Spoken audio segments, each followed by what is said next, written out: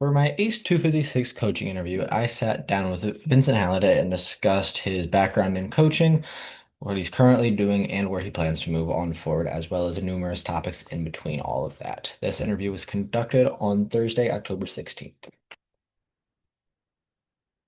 So, first things first, his background. He has worked on and off as a coach for 28 years through a variety of different sports. The main sport that he has coached throughout those years has been basketball in several different roles, but he has also coached tennis, football, and golf. When asked why he originally became a coach to begin with, he said it was a natural extension of his college education. He was a physical education major and he still works as a phys ed teacher now. And when he was in college, his major, it resulted in him in his very first formal coaching gig, which was YMCA tennis. His overall coaching history was a very long and extensive one. He has been the head coach of all of these, unless otherwise noted. So his first formal one out of college was when he first got his first physical education job out of middle school. There, he was the coach of middle school football and boys basketball. Soon after that, he moved to the high school, and then from that point on, he was the high school varsity men's tennis coach for a few years before taking over the varsity women's basketball job, where he served for his longest role, where he was there for 17 years straight. In that time, he also did and helped out with varsity and JV men's and women's golf. And then after women's basketball, he became the head coach for varsity men's basketball, where he is currently an assistant for high school varsity men's basketball. Which brings us to his current role. So, like I said, he is an assistant men's basketball coach. This is at Lima Senior High School in Ohio at the Division II level.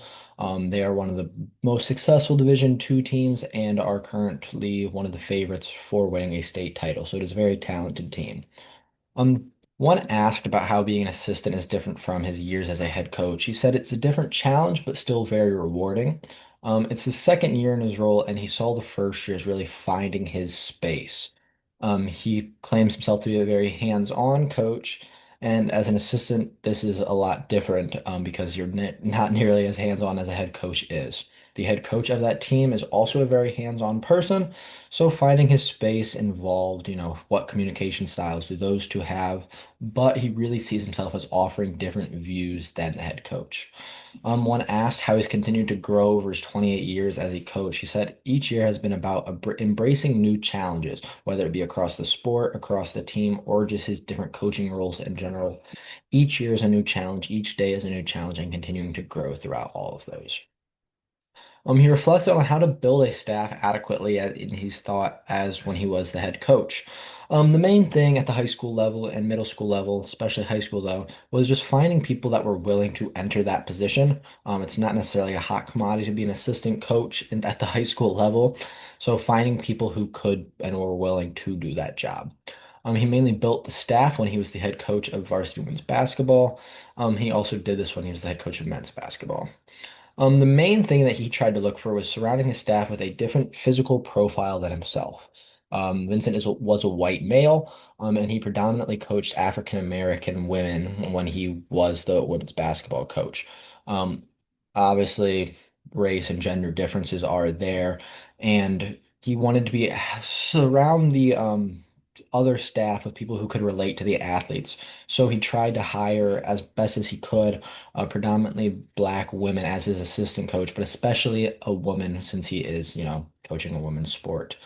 Preferably, those people would also be local to the school system and community. And he said, in terms of coaching styles, he wants someone that thinks like him, but can offer different ways of thinking, similarly to how he is doing now as an assistant coach. He said one asked about how he supports athletes on and off the fields. He was the first to admit that this isn't necessarily his strongest area as a coach, as he tries to keep the sport as much about the sport as he can. He wants to be someone that the athletes can rely upon, though, in the time that they do have. He said he doesn't see them a whole lot. I mean, it's only 2-hour practices, over one season. So it's only 2 hours a day for, 3 months. So it's not a whole lot of time, but in that time, he wants to be consistent with his routine, overall approaches, and being supportive of the athletes while also keeping it about the sport. Lessons wise, he still tries to teach athletes basic skills that can translate to real life later on, whether it be in, their own personal lives or a job. Things like hard work, time skills, respecting the coach, your higher ups, as well as the peers that you're working with in on the field or in a job later on. When asked how he was able to generate athlete buy-in to all of these things, the main thing that he focused on was that it's about structuring a team culture all around a desire to improve. He's coached very, very good teams and very, very bad teams. Regardless of that team's skill level, though, having to cultivate that desire that no matter where we're at, we can continue to grow and get better and have fun while doing it was what he really tried to instill. He said it wasn't necessarily always hard for him to get this buy-in, and he was fortunate to always have groups who bought in. He couldn't remember any groups that necessarily gave up or felt sorry for themselves. And part of the reason he saw this was because he thought the buy-in was kind of reciprocated if he shows that he's bought in, which he tried to do every single day that he coached. He reflected on his personal coaching philosophies, and he's said that he has thought a lot about it over the years. He has written several formal ones for schooling, though he never made those specifically available for athletes to views. They were more for himself. And whether formal or not, when thinking about it, the main thing that he always wanted to get across was wanting athletes to compete and try their best, something that they could enjoy and he could enjoy. One of the things he said that stuck out to me was he's never coached and not enjoyed it. He's always enjoyed coaching it, which leads us to the next point that he wants to maximize the team, the individual, and all together have fun while doing it. He also wants to be a coach that athletes can positively reflect on. And he's said meeting with athletes after he has been their coach when they've moved on to bigger and better things, that he's always had positive interactions with them and never came off as a coach that they didn't enjoy working with. He reflected on some of his most rewarding moments and challenging moments, but the rewarding moments much outweighed the negative. Such things like memorable wins, such as winning against a local rival on a buzzer beater in a tournament after losing to them twice during the regular season, winning away against a team for the only time out of around 25 matchups in conference, and winning a four overtime game in basketball this past season.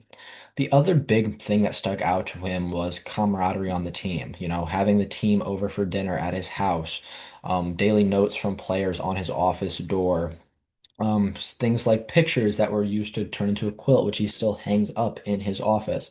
Little things like that much outweighed any negatives that he could have had. When asked about those negatives, he said it was mainly things that were outside of the sport that really made it such unenjoyable. Mainly like parents, the one that stuck out to him was having to get a restraining order on a certain father. That was negative, but those negatives have completely no impact on the sheer amount of positivity that he's had over his career.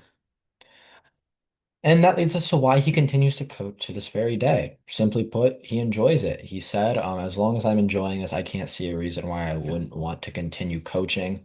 Looking ahead at the future, though, at the very least, he would like to finish out the current class of athletes he has over these next 2 to 3 years.